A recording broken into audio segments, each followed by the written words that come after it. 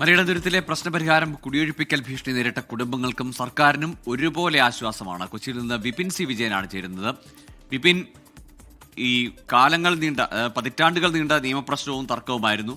അവിടെ ഒന്നും സാധ്യമാകാത്ത ഒരു അനുരഞ്ജനം, ഒരു സമവായത്തിലേക്ക് എത്തിക്കാൻ UDF സർക്കാരിനായി. ഈ സർക്കാർ അധികാരമേറ്റുടനെ കണ്ട അവിടുത്തെ ഒരു പോലീസ് നടപടിയിൽ വലിയ പഴി കേട്ടതാണ്. LDFന്റെ ഭാഗത്തുനിന്നും CPMന്റെ ഭാഗത്തുനിന്നും വലിയ വിമർശനം ഉയർന്നതാണ്. അതിനെല്ലാം മറികടന്നുകൊണ്ട് ഇപ്പോൾ ഇരു കൂട്ടർക്കും തർക്കമില്ലാത്തൊരു പരിഹാരം. Good morning Gokul, Christina. അതെ, വർഷങ്ങൾ നീണ്ട ആശയക്കുഴപ്പം, അതിനുശേഷം ഈ ക്രമസമാധാന പ്രശ്നം, നിയമ പോരാട്ടം, അതൊക്കെ ഉണ്ടായിരുന്നു. 2022 സത്യത്തിൽ ഈ സുപ്രീം കോടതി ഇവരെ ഇവിടുന്ന് കുടിയിറക്കണം എന്ന് പറഞ്ഞതിന് ശേഷമാണ് സർക്കാർ ഈ കാര്യത്തിൽ ഇടപെടുന്നതും ഇതിന്റെ ഒരു സീരിയസ്നെസ് മനസ്സിലാവുകയും ചെയ്യുന്നത്. അതുവരെയും ഇരു കൂട്ടർ തമ്മിലുള്ള ഒരു ഭൂമി തർക്കം എന്നുള്ളതിലാണ് നിന്നിരുന്നത്. പക്ഷേ അതിനുശേഷം ഏകദേശം 14 തവണ അവരെ കുടിയിറക്കുന്നതിന് വേണ്ടി വരുന്നു. അത് വലിയ ഒരു ചെറുത്തുനിൽപ്പുണ്ടാകുന്നു, അവർ തിരിച്ചു പോകുന്നു. ഇതൊക്കെ കണ്ടിട്ട് UDF സർക്കാർ അധികാരമേറ്റതിന് ശേഷം പിന്നീട് അവിടേക്ക് പോലീസ് എത്തുകയും അവരെ നിന്ന് കുടിയിറക്കാനുള്ള ശ്രമം നടത്തുകയും ചെയ്തതിന് ശേഷമാണ് ഈ പ്രശ്നം അത്രത്തോളം ചർച്ചയായത്. മന്ത്രി റോജി എം ജോണിനെയാണ് സർക്കാർ ഇതിനായി നിയോഗിച്ചിരുന്നത്, ഇതൊരു സമവായത്തിലേക്ക് എത്തിക്കണം എന്നുള്ളതിൽ. ഒപ്പം അതേസമയം തന്നെ കോടതി വ്യവഹാരങ്ങളും നടന്നിരുന്നു. 16-ാം തീയതിയാണ് ഇത് ഹൈക്കോടതി വീണ്ടും പരിഗണിക്കുന്നത്. അതിനുള്ളിൽ ഒരു സമവായം കണ്ടെത്താൻ കഴിയുമോ എന്നുള്ളതായിരുന്നു പ്രധാനമായിട്ടുള്ള ഒരു വെല്ലുവിളി. അതിൽ 3 ചർച്ചകൾ കഴിഞ്ഞു. ഇന്നലെ നടന്നത് 4ാമത്തെ ചർച്ചയാണ്. അതിനിടയിൽ ഒരു ചർച്ച മാറ്റിവെക്കുകയും ചെയ്തു.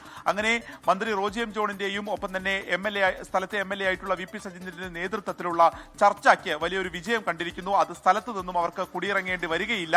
ഒപ്പം തന്നെ 2 കൂട്ടരും വിട്ടുവീഴ്ചകൾക്ക് തയ്യാറാകണം എന്നുള്ളത് ഇന്നലെ തന്നെ മന്ത്രി പറഞ്ഞതായിരുന്നു. അത് സാധിച്ചിരിക്കുന്നു. അപ്പോൾ ആ സ്ഥലത്ത് തന്നെ ഇനി 5 സെന്റ് വീതം ഓരോ കുടുംബത്തിനും നൽകുന്നു. 1 വർഷത്തിനുള്ളിൽ തന്നെ വീട് കെട്ടുക. പിന്നീടുള്ള ഒരു വെല്ലുവിളി, ആ വീട് കെട്ടുന്നത് വരെ ഇവരെവിടെ താമസിക്കും, അതായത് അവരെ കുടിയിറക്കണോ വേണ്ടയോ എന്നുള്ളതായിരുന്നു പ്രധാനമായിട്ടുള്ള ഒരു ചർച്ച വന്നത്. അതിൽ അവരവിടെ തന്നെ താമസിക്കും. എത്രയും വേഗം സർക്കാർ ആ വീടിന്റെ പണി കഴിപ്പിക്കും എന്നുള്ളതാണ്. അത് 1000 സ്ക്വയർ ഫീറ്റിന്റെ ഓരോ വീട് എന്നുള്ളതിലേക്കാണ് ഇപ്പോൾ സമരസമിതിയും ഒപ്പം തന്നെ ഭൂ ഉടമകളും സമ്മതിച്ചിരിക്കുന്നത്. ഏകദേശം 2 ഏക്കർ 78 സെന്റ് സ്ഥലമാണ് അവിടെ ഉള്ളത്. അതിൽ ഈ 7 കുടുംബങ്ങൾക്ക് 5 സെന്റ് വീതം നൽകും. അത് ആദ്യം തന്നെ ഈ കുടുംബം അവിടെ വന്ന് നോക്കിയതായിരുന്നു. ഏത് ഭാഗത്തായിരിക്കും ഈ ഭൂമി നൽകാൻ സാധിക്കുക എന്നുള്ളത്. ഈ കണ്ണാട്ട് കുടുംബം, ഭൂ ഉടമകളായിട്ടുള്ള കണ്ണാട്ട് കുടുംബം അവിടെ വരികയും ആ സ്ഥലം സന്ദർശിച്ച് അത് വിലയിരുത്തുകയും ചെയ്തതാണ്.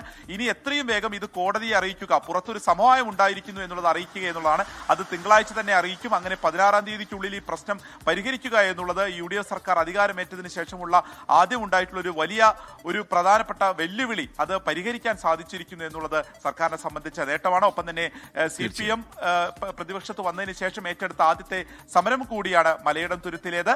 അതും ഒരു വിജയം കണ്ടിരിക്കുന്നു. സമരസമിതിയുടെ ഒരു വിജയമായിട്ട് കൂടി ഇതിനെ അവർ വിലയിരുത്തുകയും ചെയ്യുകയാണ്. ഗൂഗിൾ